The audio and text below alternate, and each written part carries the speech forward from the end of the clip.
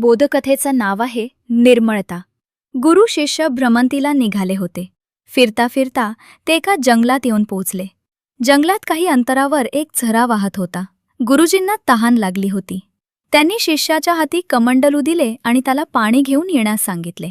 शिष्य झऱ्यापाशी गेला आणि त्याला असे दिसले की तेथून नुकतेच बैलगाड्या गेल्या आहेत. बैल पाण्यातून गेल्याने पाणी खूप गढूळ झाले आहे. पाण्यात झाडाची पाने पडलेली आहेत. त्याने विचार केला, असे घाण झालेले पाणी गुरूंसाठी नेणे योग्य नाही.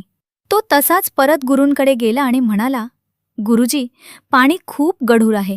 आपल्याला दुसरी काहीतरी व्यवस्था पाहावी लागेल. गुरुजी म्हणाले, अरे त्यापेक्षा तू असे कर, पुन्हा त्या झऱ्यापाशी जा आणि पुन्हा पाणी आणण्याचा प्रयत्न कर. शिष्य गेला. त्याला पुन्हा पाणी गढूळ दिसले. तो परत आला.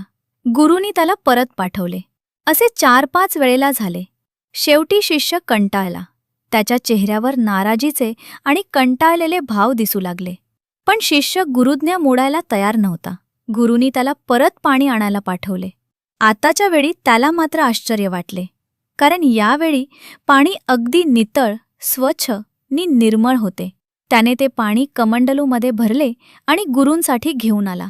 गुरूंनी पाणी प्राशन केले आणि शिष्याला म्हणाले, वत्सा, आपल्या मनात सुद्धा असेच कुविचारांचे बैल धिंगाणा घालत असतात.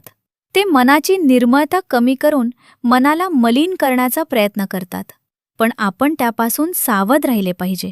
कुविचारांचा प्रभाव आपल्या मनावर होणार नाही याची दक्षता आपण घेतली पाहिजे.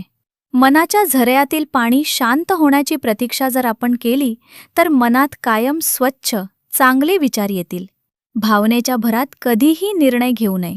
तात्पर्य: भावनेच्या भरात कोणतेही निर्णय घेऊ नयेत. मनात कायम स्वच्छ, चांगले विचार कसे येतील हेच पाहावे.